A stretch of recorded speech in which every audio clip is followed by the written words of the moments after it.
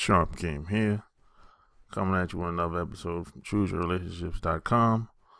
Offer of A Chicken's Guide to Having Women Bake for You, Sex, Lust, and Lies, and another book called Love Can't Wait, which can be found on Amazon.com. And today I'm going to talk about how to deal with your emotions when it comes to dealing with women. How do you control your emotions when you're around women?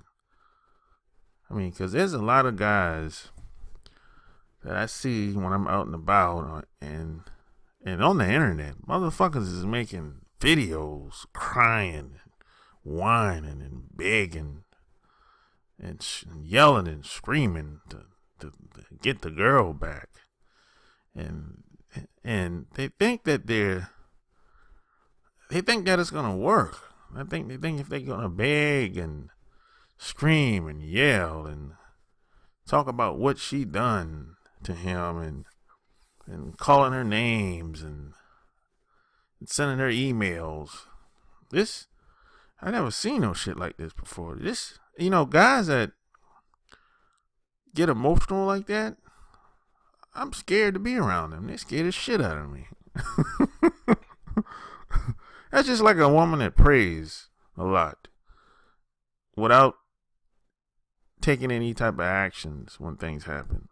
I mean, if the house is burning, praying, it's not the time to pray. It's time to take action. You got to be about that action. So a woman that prays without action and a guy that's very emotional and can't control his emotions scares the shit out of me, man. I don't know. I'll be wanting to fucking run. Because I don't know what the fuck those two motherfuckers are going to do. But you have to understand, most women are kind of like, they don't like facing reality. They kind of in the cloud, kind of like delusional. They're like, a lot of women been conditioned to read those novels and look at those magazines and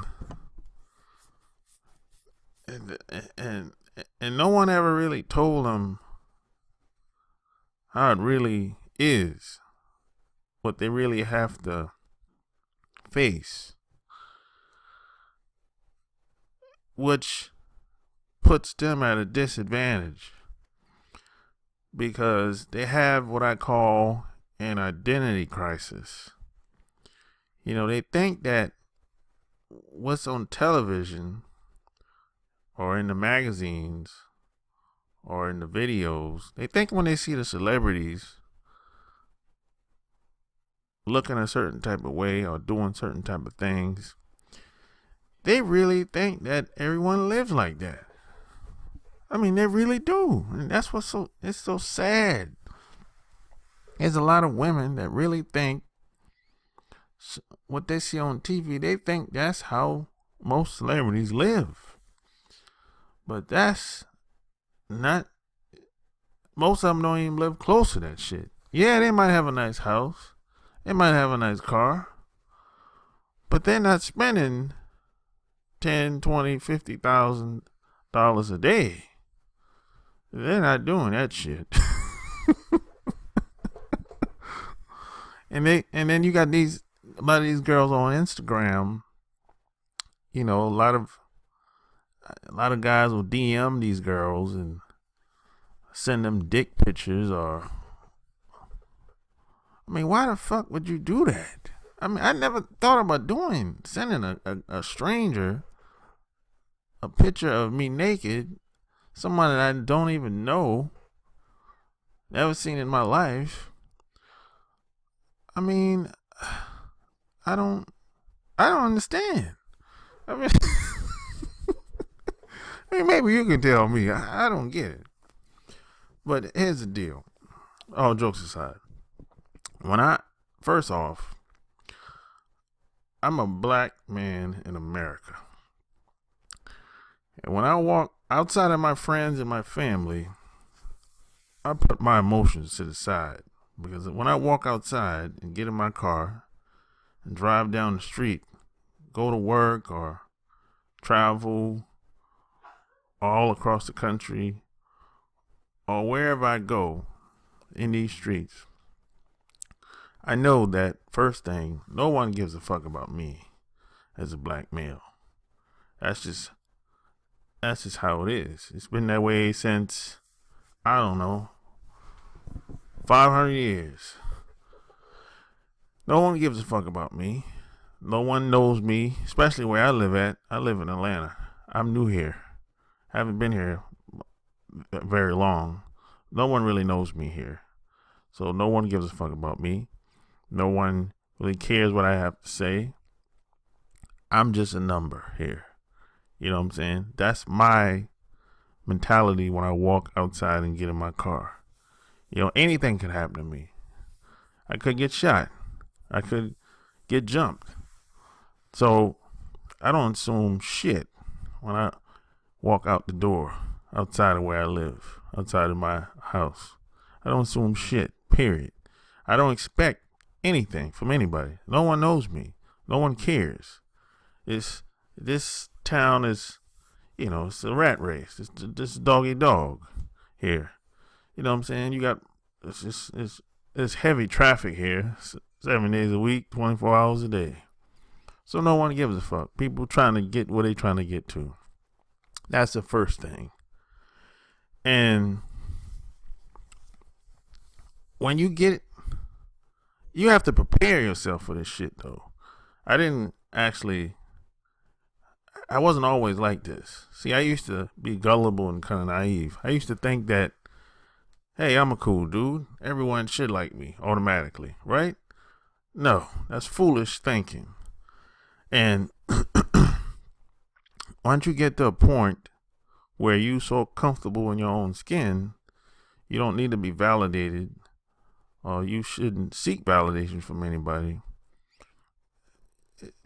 I mean, you don't really give a fuck. Outside of my friends and family, I don't really give a fuck. You know what I'm saying? So, and then when you come in contact with women are emotional by nature. They just can't help it. But your job, or our job as men, we're supposed to lead them. We're supposed to give them instructions. We're supposed to upgrade them. Now, some women are dysfunctional, and they don't want to be upgraded. They don't want anybody to tell them what to do. They don't want to be led by a man. And if that's the case, you got to charge them to the game and move on. You shouldn't be begging and making videos and sending emails and calling her nonstop because you want her back in your life. And that's bullshit. You know, even if she do come back after you done begged her, she ain't gonna respect you. And 9 times out of 10, she's gonna leave again and again until she finds somebody to replace you. So you're doing yourself a disservice by begging her, and then you're disrespecting yourself, and then you're putting her on a pedestal because what's so special about her that you're begging, pleading your case to be with her? You know, because obviously if you have to beg for a woman, make videos and send emails and send texts and phone and call her not continuously, obviously you don't have respect for enough self-respect for yourself. And if you put anybody on a pedestal, you remember this. If you don't remember anything else I'm saying, remember this. When you put women on a pedestal, she's never going to respect you. The only way she can look at you is down. And a lot of women don't understand this, but they do it unconsciously without even thinking about it. You know what I'm saying? I mean, It's just they've been conditioned to be that way in this country. Now, of course, other countries you go to, it's not like that because other countries it's a different environment. It's a different environment is different. This people have been conditioned to do and say and act in different ways socially. But I mean, and stop all the crying and all that shit. The only time a guy should cry is if somebody dies, family member, your kids, or your parents, or maybe a close friend or something like that. But all this crying for women, they need to cut that shit out, man. Really? Come on. I mean, they're crying for begging and whining and complaining. And women don't respect none of that shit.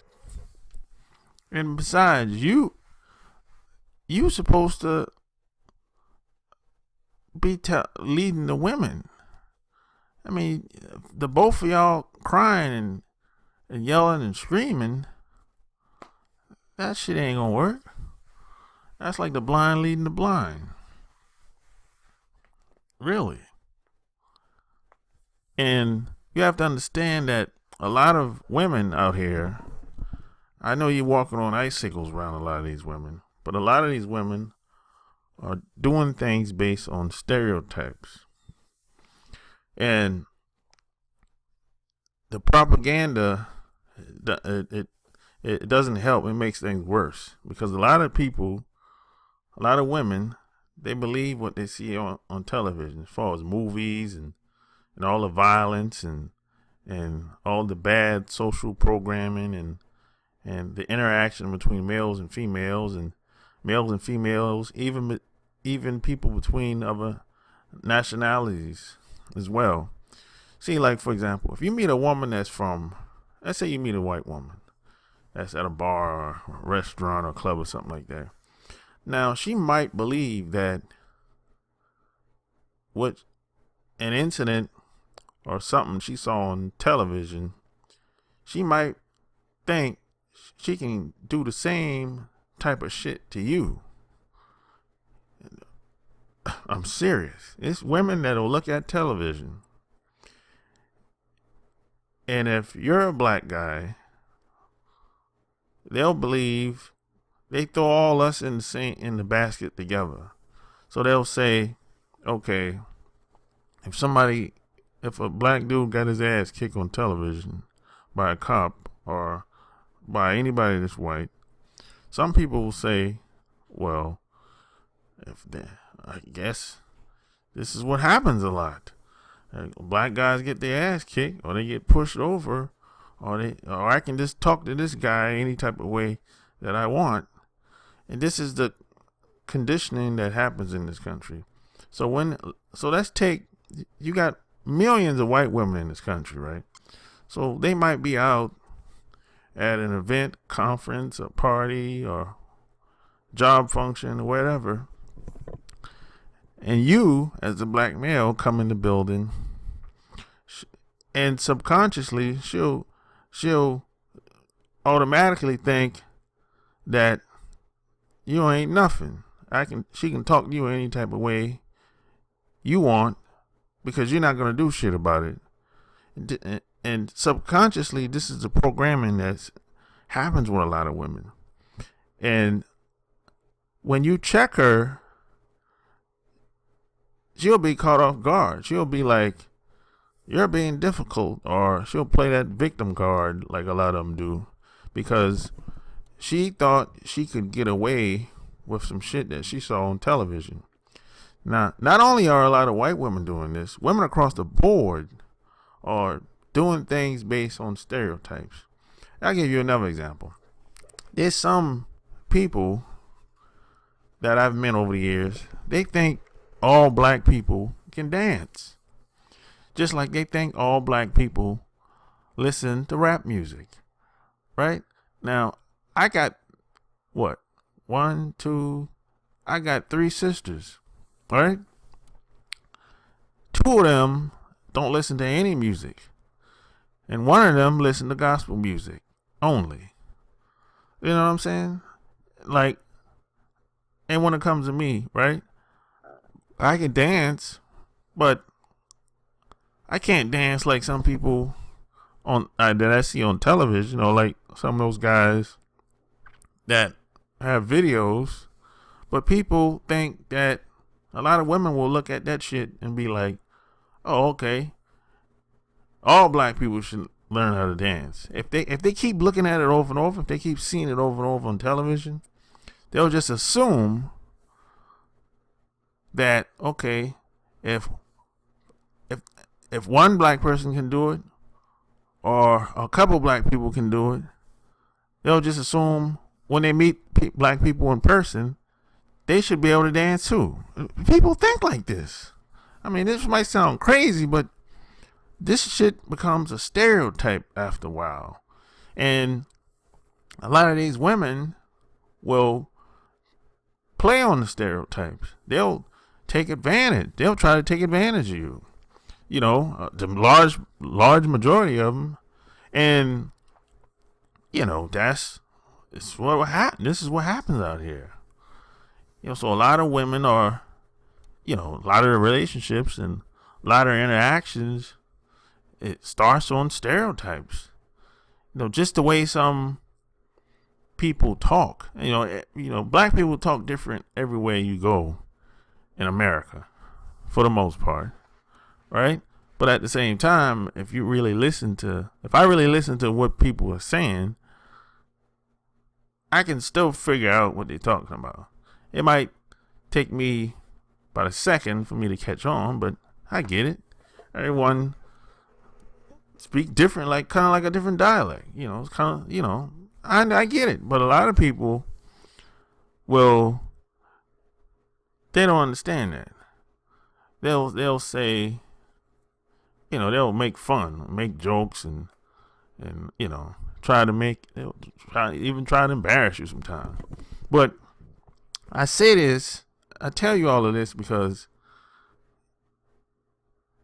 you cannot get emotional. You cannot lose your cool. And that was one of my biggest problems when I was younger, because I used to go the fuck off when people used to say and do stuff that I didn't like, because I expected so much from people that I never seen before and didn't know.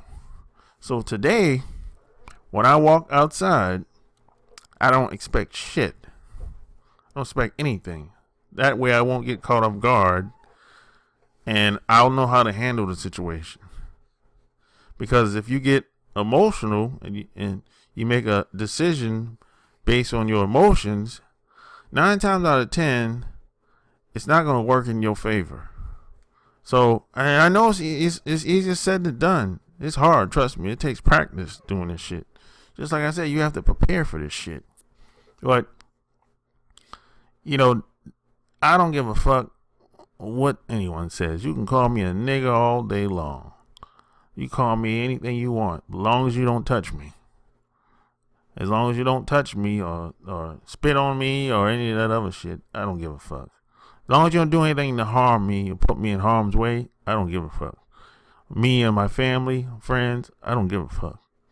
But once you touch me or my friends or my family, that's when you cross the line. And I'm going to have to do what I got to do to defend myself. Because I'm going to defend myself to the fullest extent. That's how I roll. You know what I'm saying? Because in this climate, I see it like this. We don't really have a choice. We really have to do what we got to do to defend ourselves. You can't get on the phone and call no cops. Shit, because the cops is not going to be the benefit of the doubt. And 9 times out of 10, based on my experience, when you call the cops, if you're a black male, when the cops come, the cops are on the other side. The cops are on the other side. The cops are against you. So, this is why I don't call cops unless I need a police report. And even in some states, shit, you can get a police. You can do a police report over the telephone in some states. You don't really need a cop. The only time a cop would come out there, this is in North Carolina. If you're in North Carolina, someplace like Charlotte, and if you need a police report, the only time a cop would come out is if somebody's hurt or if it's some type of damage or collision or something like that. But if, for example, if somebody breaks in your house and you need a police report, just call them, and they'll take all your information over the telephone and either email that shit or send it in the mail to you, and that's it. If there's nobody hurt or there's no collision or anything like that, that's it, really. But I know some states vary when it comes to police report and all that stuff. But I know in Georgia, the cops still have to come out. So I know it varies, but you get my point. My point I'm trying to make is you gotta be 3, 4, 5 steps ahead, and you gotta prepare for that shit ahead of time. You can't get caught off guard. You can't. You gotta expect the bullshit. You gotta expect the drama, but don't get caught up in the drama. You know what I'm saying? So that's basically and how you handle that shit. And when it comes to women, you gotta lead them. Don't let them lead you, because you'll be all over the fucking place. And if she don't want to be led, hey, charge her to the game and move on. And I know sometimes you might not be able to charge her to the game and move on if y'all live together. But hey, you got to make plans to let her go. And sometimes it's tough, but you know what? In life, sometimes tough decisions have to be made. But in the end, regardless of how you feel, whether you're happy, sad, angry, upset, it's going to pass. It won't last forever. So if you like what you heard, check out my blog, chooseyourrelationships.com, and subscribe to my channel. Until next time, Sharp Game is out. Peace.